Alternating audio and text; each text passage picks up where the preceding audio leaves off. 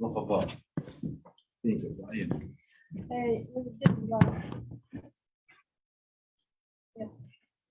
Okay, so we're now up to Zion. Okay, now let's just tune ourselves back into where we're up to. We are discussing the requisite precautionary measures, if you will, that we take between eating meat and then eating dairy, or eating dairy then eating meat. So first of all, we have a waiting period time after eating meat, which is tougher, a tougher substance, a stronger substance. We have to wait, our minhag is to wait 6 hours. And after eating dairy, before eating meat, our minhag is to wait 1 hour. Just want to clarify, amongst Jewish communities, there are different opinions and different customs with regards to the waiting period after dairy to meat. Some Yidden don't wait at all, some wait only like a half an hour. Pi Kabbalah, we wait 1 hour. With regards to the waiting period after meat, before having dairy, the idea of waiting 6 hours, the Gemara says after eating meat, they would wait 6 hours. They would wait until another meal before they had cheese, meaning to say they waited a certain time period. The Rishonim have a discussion amongst themselves how to define another meal. One opinion says another meal just means you have to bench. Yes, you cannot have in the same meal. Bench. It's called siluk suda. I finished this meal, I can start another meal. The other opinion says no, another meal means the time period that they waited between meals. The times of the Gemara, they would wait 6 hours between meals. So because the Gemara says, if we have meat, we don't have dairy until Suda Acheres, it's referring to the time period of another meal, which would mean the full-fledged 6 hours, and that is our custom. But because there are two different opinions with regards to this waiting period, I mentioned this last week, I'm just going to reiterate, the person's in a situation of medicinal need. For example, you have a woman who's pregnant, and she needs to have her meat for, she needs her iron, let's say. She needs the iron qualities from the meat. And she also needs calcium, and she can only absorb calcium from dairy. So for her to wait the full 6 hours is going to affect her nutritional balance in her body. I'm not a doctor, but you get the point. So then maybe it could be a little bit makel and only wait 3 hours or 4 hours, because there are opinions that are lenient about it. We don't follow these opinions. I'm just mentioning it. A person in the case of need, there's a medicinal need that arises. You can ask a shaila and see whether or not the situation warrants a leniency. Okay? Be clear about that. Okay, halacha zayin yesh meforshim kisuda acheres hanishira azman shebein suda suda. The time period between one meal and another meal. Then after eating meat, don't eat dairy until the time passes between the afternoon meal and the evening meal. That is the time period of 6 complete hours. There are those that differ, that are more lenient. That the implication when the Gemara says that we cannot have dairy and meat in the same meal until you have another meal, doesn't mean that you have to wait the time period of another meal. It means you cannot have them in the same meal. According to this lenient opinion, that which we don't follow, mind you, that after eating the meat, if you bench and say Berchas Hamazon, you could theoretically start a new meal and have dairy then. The fishi doesn't or if you didn't wash, let's say you just had shahakal, you say bar nefashit, so that's called finishing that meal, and then you start a new meal. Because you're never allowed to have dairy and meat in the same meal, regardless of the time period that you're waiting.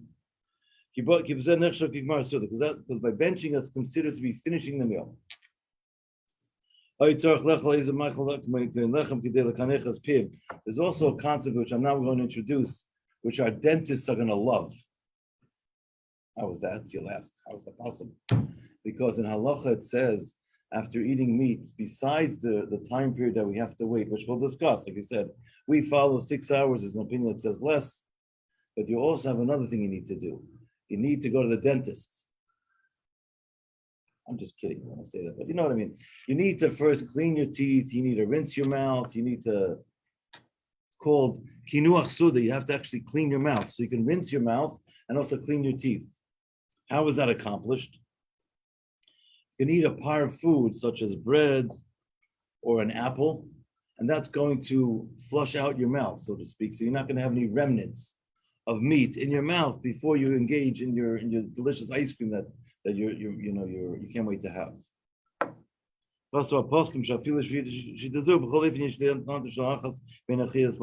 Even according to the lenient opinion that says that you're not this, that it says in the Gemara, that after eating meat, you cannot have dairy till it's another meal. It just means that you have to bench, you can start another meal right away. Still, even according to that lenient opinion, you have to wait at least 1 hour.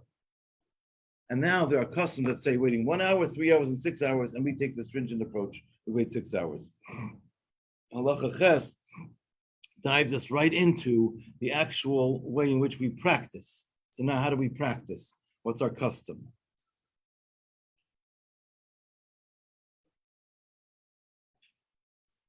Halacha Ches, the customs with regards to waiting from meat to dairy. The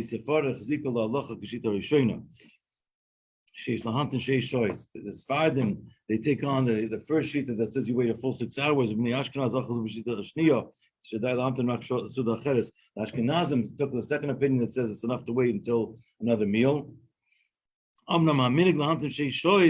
The custom of waiting 6 hours in this Pashet Kimat, it's spread forth in almost all Jewish communities, even by the Ashkenazic Jews. So most Jewish communities today have the custom of waiting the full 6 hours. We have a very fascinating klal in halacha that when we have a minhag, if it's something that the whole community took upon themselves, it takes on the strength of law. So when you have, for example, some communities do this, other communities do that, so then when you're in this community, you follow that custom, and if you go to another community, you could possibly follow that community's custom, unless you have a custom otherwise. But when it's most communities following the custom of waiting 6 hours, it takes on the strength of law that we have to follow under ordinary circumstances, unless it's a case of medicinal need. And now I'm going to bring you down a fascinating, almost like a poetic expression that's brought down in halacha. That the poskim say that anybody who has a reach Torah, anyone who has the aura, the smell, the fragrance of Torah, should follow and wait the 6 hours. It reminds us of the esrog, right? The fragrance of Torah. There are places by the Ashkenazi communities that never took upon themselves this custom of waiting 6 hours. That's a different story.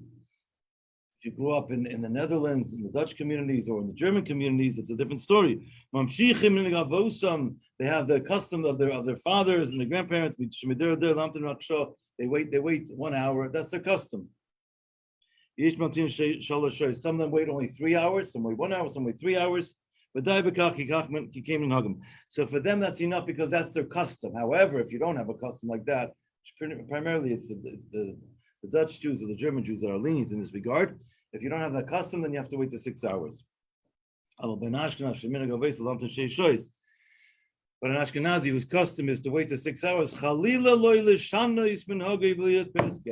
not allowed to change our custom and be peretz geder means we're not allowed to break open the boundary, right? We're not allowed to burst open the fence, right? The fence of Torah, the fence of halacha, the fence of safeguarding.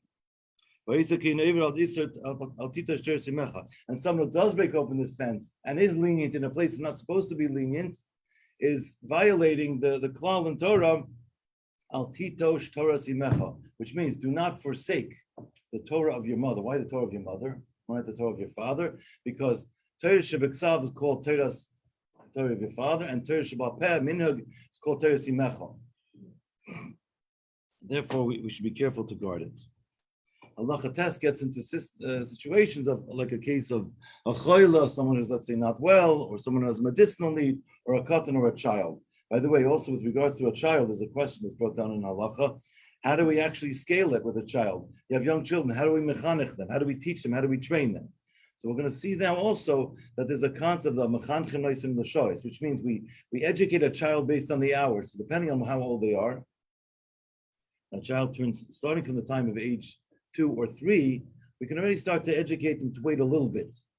So a child, a young child certainly cannot wait. We never feed them basa b'cholov together, chas v'shalom.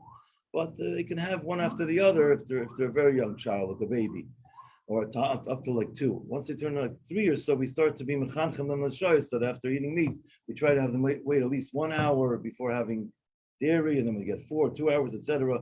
And depending on how sharp and how smart the child is, by age 7 or 8, you hope that they can be fully in gear to wait the full 6 hours. Certainly by age 9, we say they should wait the full 6 hours. Also, young children don't really have the same concept of time. By them, if you tell them it's going to be in 3 hours, they think it's going to be in a lifetime. So it's a little bit different in a child's life. But once a child is 9, that's called higil chinuch. They already should be following the custom of waiting the full 6 hours. Yeah. I feel like with kashrus, we're always talking about how it's like spiritual benefit. So if they're like unaware of like time, it's still like you feed them milk after they just had fish 2 hours ago. Is there like some spiritual? So the answer is that a child, until they're barabas mitzvah, are not mechuyev b'mitzvahs. They're not even required to do any mitzvahs. They're not barabas mitzvah. The only reason why we teach them to do mitzvahs is because we want to educate them so that when they become barabas mitzvah, they shouldn't be ignoramuses, shouldn't be ignorant. So we educate them according to the stage of life that they're in. So if they're a young child and they can process this amount of education, we give it to them. But if we're going to give them an amount of education that's not going to, they can't tolerate it, it can actually have a detrimental effect on them. So we can't do that. Again, some people have children that are geniuses and they're very mature. They could be 7 or 8, so maybe then they can wait the full 6 hours. But on average, we say 7 or 8, and by 9 for sure everybody should be in gear. It's an interesting story I'm just going to share with you. It just popped in my head. There's a Rav in the modern Orthodox community world. His name is Rav Hershel Schachter. He's a tremendous Talmud Chacham. He's a going in Torah.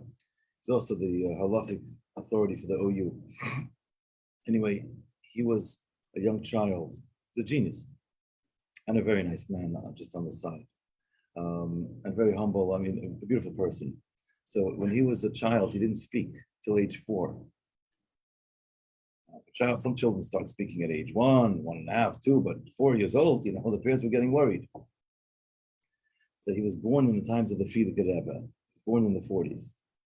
So his parents brought him to the Frierdiker Rebbe. They brought him to outside. They said, "No, we're worried. My child is not speaking." They were concerned maybe there's something wrong with him medically. And the Frierdiker Rebbe gave a fascinating reply. He said, "Es wird kommen at Zeit." I'll translate, but I first have to deliver the Yiddish because Yiddish is so geschmack. Es wird kommen at Zeit, as wird reden am Kegen Allemen. The time will come and he's going to speak in front of the whole world. And now he's a speaker. He's a world famous speaker. So the point is that he was such a genius that he was too busy processing everything in the world going around him. He wasn't ready to start sharing with the world. So he didn't start speaking till age 4. But anyway, that's just a story. It's a story. I met him once he goes to Tannersville in the summer times. I was in the shul in Tannersville. I see between Mincha and Maidev, he calls over like the 9 or 10-year-old boys. He starts learning Mishnayos with them. Such a sweet man. Anyway, okay. Halacha test. So at times when we're lenient, we only wait 1 hour. For example, let's say someone is not well and they have to have dairy. Well, let's say it's a nursing mother who also it's a healthy medicinal need. Yes, she needs to have the calcium, whatever. Or she needs to be able to have milk. Well, let's say she's nursing. She also have to eat dairy for her own self. They are allowed to be lenient and not wait the full 6 hours. If need be. Obviously, they have to go through the cleaning cycle of rinsing their mouth or eating an apple to clean out their teeth. But in terms of the waiting period of the 6 hours, we can condense that to even 1 hour if medically necessary, medically necessary. I'll take the question in a moment. They should rinse their mouth and clean their mouth. They should also clean their teeth. They're allowed to drink milk. By the way, this halacha about cleaning one's teeth You always have to rinse your mouth after eating the opposite kind of food. So in other words, if I have meat before I have dairy, even if after I wait the 6 hours, I have to first rinse my mouth. So I can rinse my mouth by drinking my smoothie. I can rinse my mouth, it's a parv smoothie. Or by drinking water, I could drink tea, something parv, right? I can just rinse it out. But what about cleaning the teeth? I have an obligation to clean the teeth if I ate something that required chewing. So let's say I had pepper steak or I had skirt steak, some other, whatever, I had to chew on it. So then there's a possibility that some pieces of steak can actually be stuck in my teeth. But let's say I just drank chicken soup that was clear, so I'm not worried about anything stuck in my teeth because there's nothing there, then it's enough just to actually to drink.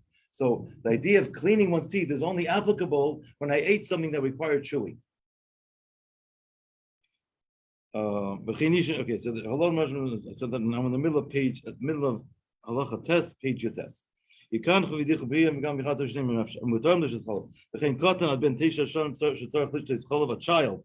under the age of 9 that needs to drink milk, or they don't want anything else except for milk. I've heard it said that some children, if they want something, they don't get it, they can throw a tantrum. I don't know if it's true or not, but I heard people say that. I'm just kidding. I know all about it.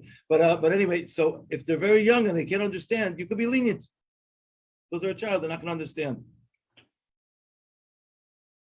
Don't try and rationalize with a 2-year-old that's having a tantrum. Okay, they can wait an hour. Now we turn to page Chaf.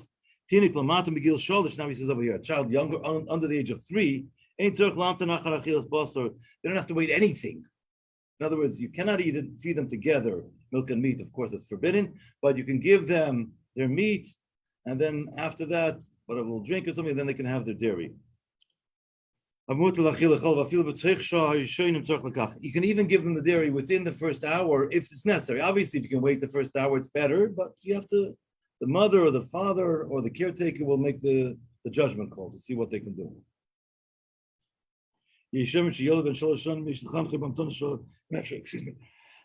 Some say that once a child reaches the age of 3, now it's already chinuch sets in. We have to start educating them. So it's like what you said. So we start off with 1 hour. We say when they're 3, so that we have them wait 1 hour. Before they wait 2 hours. Instead of when they reach around the age of 6, we try to get them to wait the full 6 hours. But not always can they do that. Sometimes they need to wait longer. One of my kids, I'm not going to mention their name, but they needed more time. Age 6 was not enough for them. They had to wait till like 7, 8. By the time they were 9, they were fully in gear. But they for them it was like very important for their be able to eat certain things. That was it. So it was Mekel. Now we have a very interesting shaila. What happens if you had your steak in the afternoon for lunch at 1 o'clock, and now you're fleishiks until let's say 8 o'clock? So you finished eating at 2. And you finish your fleishiks until 8 o'clock, comes 6 o'clock, and then someone brings an ice cream that's milchiks and you forget. Yeah? No, I'm sorry. You see ice cream there, you forgot that you're fleishiks, and you made a bracha. So if you don't eat the ice cream, and let's say you made a shakel, there's no other parv drinks around. So if you don't actually partake in the shakel, it's a bracha levatala. You said God's name in vain. If you do partake in the dairy, then you're breaking this 6-hour buffer zone. So what do you do? Is that the sentence that you need to say to nullify the? So right. So you say if you said a bracha in vain, you say Baruch Shem Kvod Machosei Le'olam Vad. Now if you said Baruch Atah Hashem, and if you didn't finish, you can say Lamdeni Chokecha. You can thank Hashem for teaching me your ways. But if you said the full bracha, right, and you don't want it to be Baruch Shem Kvod Machosei Le'olam Vad. So some say that if an hour already passed from the time that you had the meat, since there are opinions that are lenient after 1 hour, you can have a tiny bit of the dairy so that the bracha should not be the vatala. That's how some of the halachic authorities rule in that regard. Obviously, we don't plan on doing this. If it happens as a mistake or something. Now, halacha yud gets into the reason why we wait 6 hours. I just want to give you a little introduction to that halacha.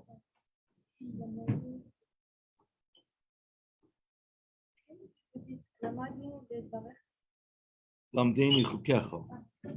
Baruch atah Hashem lamdeni chukecha. Yes. Isn't it like considered eating? Like actually swallowing it. Like if you take the dairy in your mouth and you start chewing it and you're like, oh no, and then you spit it out and rinse your mouth, like you didn't actually No, if you swallow spit it out, that's okay. Once you swallow it. In fact, I'll tell you something further. On a fast day, I remember my mother, of blessed memory, used to do this. She said, take soup. She'd make, let's say, vegetable soup. She would take a spoon, take some out, put it on her tongue, just to taste to see if I don't know if the soup was salty enough, spicy enough. I'm not sure exactly what she was trying to discern. Then spit it out, like whatever, into the wastebasket or to the sink, whatever. And you're not eating. You just want to test the taste. That would not be considered eating halachically. It wouldn't even be considered like you broke your fast if you did that. Now, of course, on Rosh Hashanah and Tisha B'Av, we don't put any liquids in our mouth at all. But I'm saying, strictly speaking, it's not called drinking or whatever. Now, halacha yud gets into the reason why we wait 6 hours, and I want to bring out that there are two opinions in halacha from the Rishonim, Rashi and Rambam, as to the reason why we wait 6 hours. I want to first explain the reasons outside, and then we're going to learn them inside. One opinion says that I wait 6 hours because of the basar shebein hashinayim, because the pieces of meat that are stuck between my teeth, anyone's teeth, and it's still considered to be halachically the status of meat for up to 6 hours. After 6 hours, the custom is to remove them, but really they're not considered to be meat anymore after 6 hours. That's reason according to one opinion. The second reason is when you consume meat products. Let's say I just had my delicious pepper steak, whatever it is, and I ate it.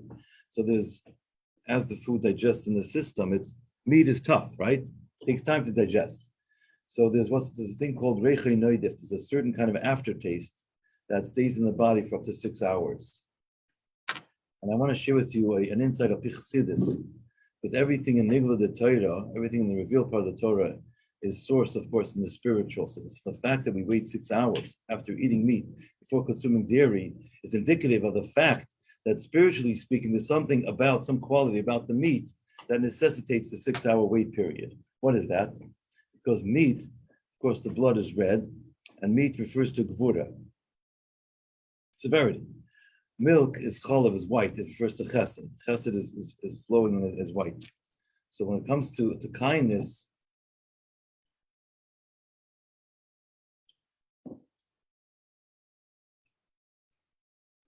we ultimately, our goal spiritually is to be able to take these qualities of severity and kindness and develop what's called tiferes, which is beauty.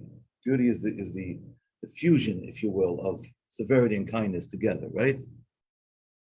For those of you that know my wife, she's the artist in the family, but when you take the colors and mix them together in the right way, that's how you get the beauty in the arts, right? Okay, so now, when it comes to white is a neutral color. It's easy to mix that with another color. It doesn't have a lot of personality. So it's easy to bring it to where you need to get it to go. On the other hand, red, which is gvura, has a strong personality, has a lot of strong traits. So to be able to bring that to the place you want to get it to requires more digestion, if you will, more breaking down, so to speak, of the parts, of the elements. So gvura by itself, if it's not properly handled, can be used in a way that's going to not be beautiful. Can be used in a negative way, so to speak. So that's why spiritually we have to wait to 6 hours so we can break down the gvura and utilize it in such a way that's going to be beautiful. So spiritual insight based on my Chassidus. Okay, yeah. Can I read slower? So good. So thank you for asking me to do that. I have the tendency to read fast, and I appreciate you asking me to remind me. It's fine. It's fine. You know, like when you listen to a podcast, you can listen to on speed level 1, 1.4, 1.5, 2. So I have a nephew who speaks at 2.5 speed, and he says every word. He said he had to actually go to like a speech therapist to learn how to speak like most people. And he's a very talented guy. Like, anyway, so thank you for telling me. Halacha Yud. There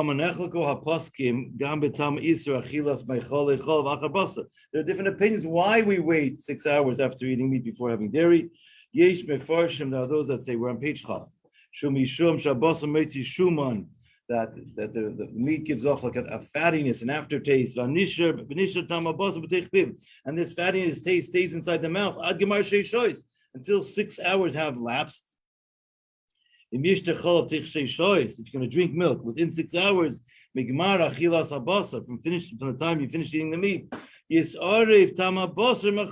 taste of the meat will get mixed into the dairy, and you got a problem now, because it takes 6 hours for the taste to fully basically get processed within our digestion system, our body.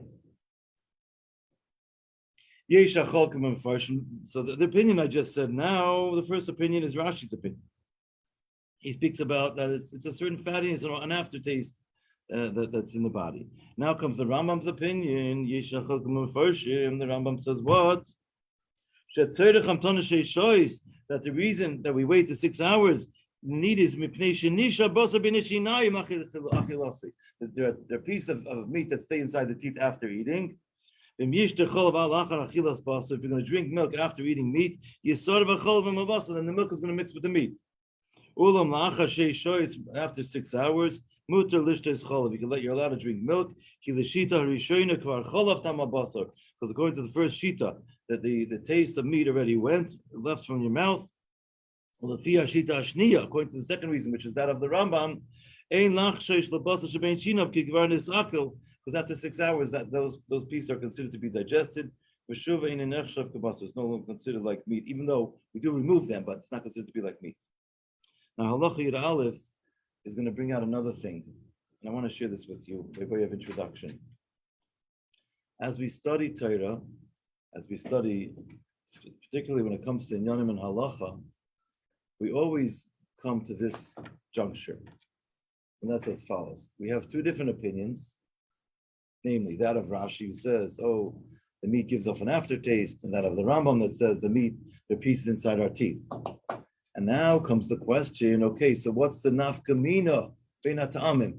What is the actual practical difference between the reasons? Give me an example of a case scenario where there'll be a difference where, according to Rashi, it might be problematic, according to Rambam, it won't be, or vice versa, right? In other words, let's see how it plays out in the real world, if you will. So let's look in Halacha Yud Aleph. According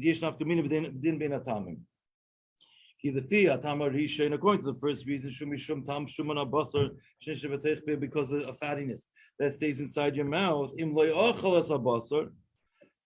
Let's say before they had these meat grinders or meat mashers, if you didn't actually eat the meat, but you just chewed it for your child, it's a little disgusting, but you chewed it for your child and gave it to your child. Because according to the Rashi's reason, then no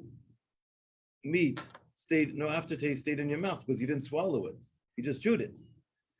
But according to the Rambam's reason, you cannot have milk now because even after chewing it just as a child, even though you didn't swallow it, because meat entered between your teeth. And you got a problem now, you have to wait. Another nafkamina, which meaning an actual practical difference. If you find a piece of meat between your teeth after 6 hours, according to the Rambam's reasoning, according to the Rambam, this meat is no longer considered to be like meat because it's already considered digested. You would be allowed to drink milk without removing it. However, the reason we actually in practice do remove it is because, according to Rashi, according to the first reason, you're not permitted to drink any milk without first removing any piece of meat that are lingering and hanging out and farbrengen inside your teeth. Because according to Rashi, we don't find a source to say that the meat that's sitting and hanging out between your teeth is considered to be digested. If it's still there, it's there. So halacha yud beis, and then I'll take questions. Halacha nifsak b'shulchan aruch. What does Shulchan Aruch do? It's lahachmir kishnei ha'ta'amim. We're machmir like both the reason of Rashi and the Rambam. We follow both. We follow the stringencies of both. Reminds me of the joke. After 120, a Jew goes up to heaven. It says to Hashem, God, is it true that the Jewish people are the chosen people? He says, yes. And God says, it's true you gave us the 613 commandments. He gave us all these laws. So the Jew says, yes. God says, yes. And finally the Jew says, God, could you do me a favor? Could you pick on someone else next time? So here we're following like the stringency of both reasons. So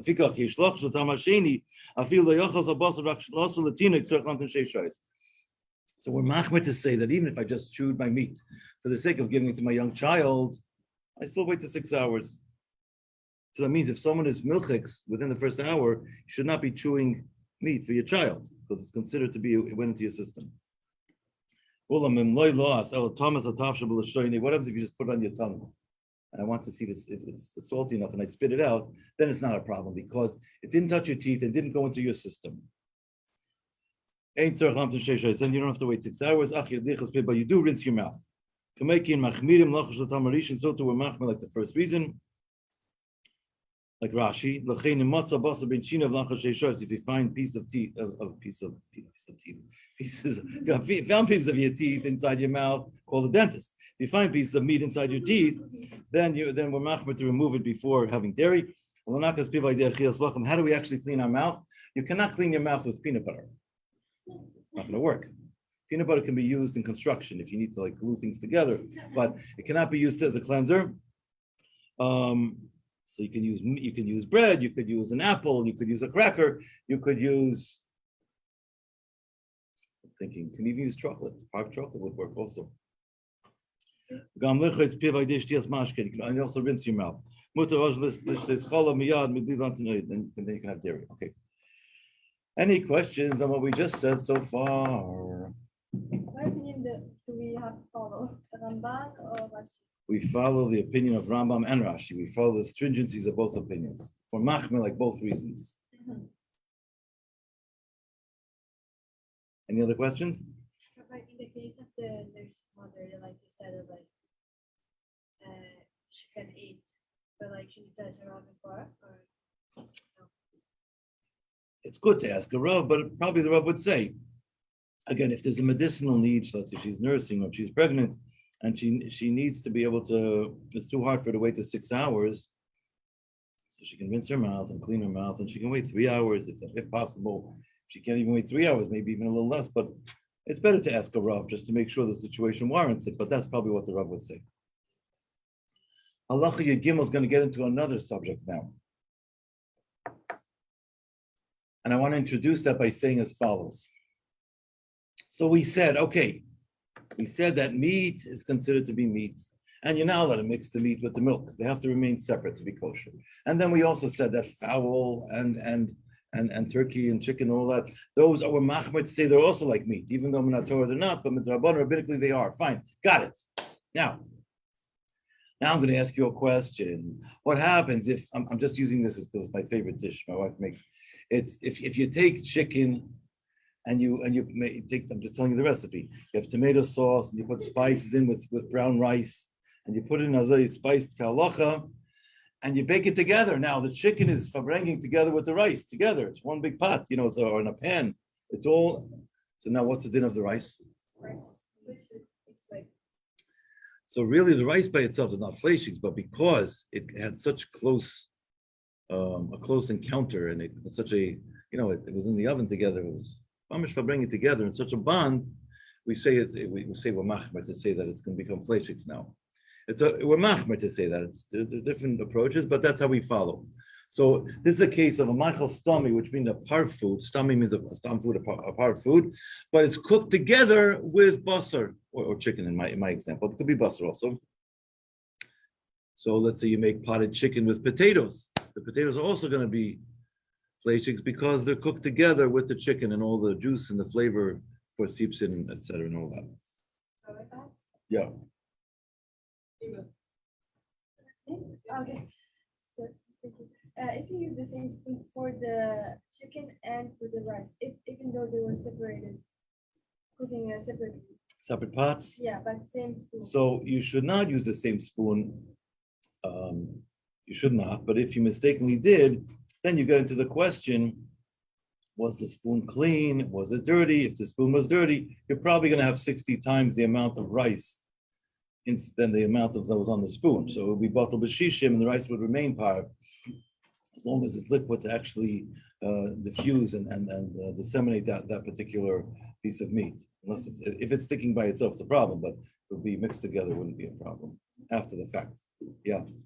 If in your oven, you're cooking chicken and vegetables and then separate pan where they're both uncovered, then the vegetables become fleshy. Then the vegetables, they don't become fleishiks per se, meaning after eating the vegetables, you don't have to wait 6 hours, but you're not allowed to eat those vegetables with fish or dairy. But also with fish, you don't eat them together. But if one of them was covered. If one's covered, yes, it remains. But either the chicken or the vegetables. So if one of them is covered, then you could eat the vegetables with fish. Whether or not you should eat those vegetables with dairy depends. If the oven was clean and you always cooked but even then you shouldn't eat those vegetables together with dairy because the vegetables emit off a steam, and there's an issue with cooked meat in that regard. Okay, we're almost done. I have another minute, so we'll stop at Halacha Yud Gimel.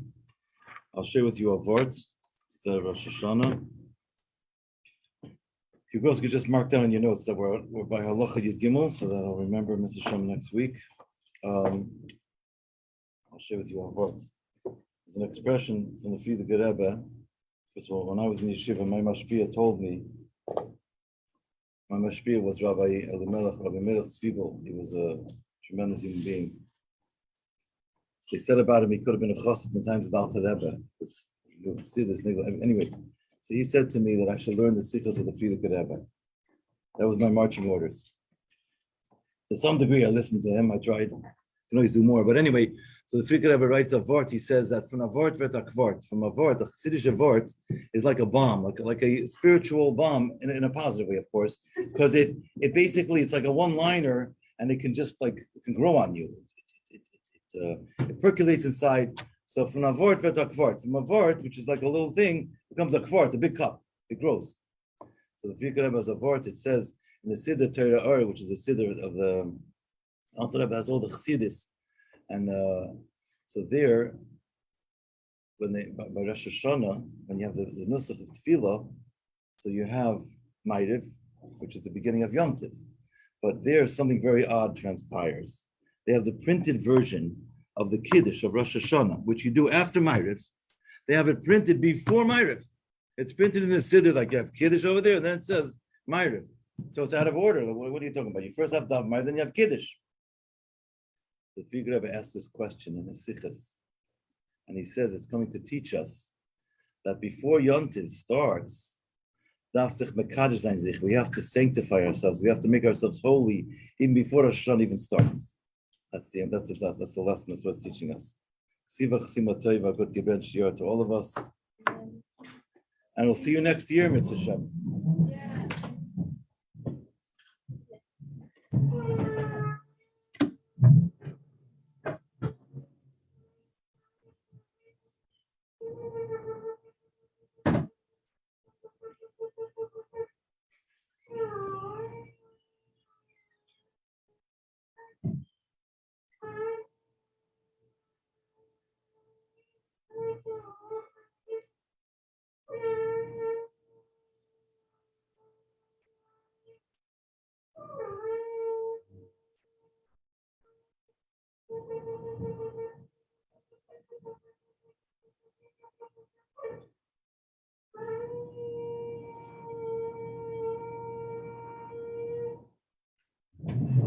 Mm-hmm.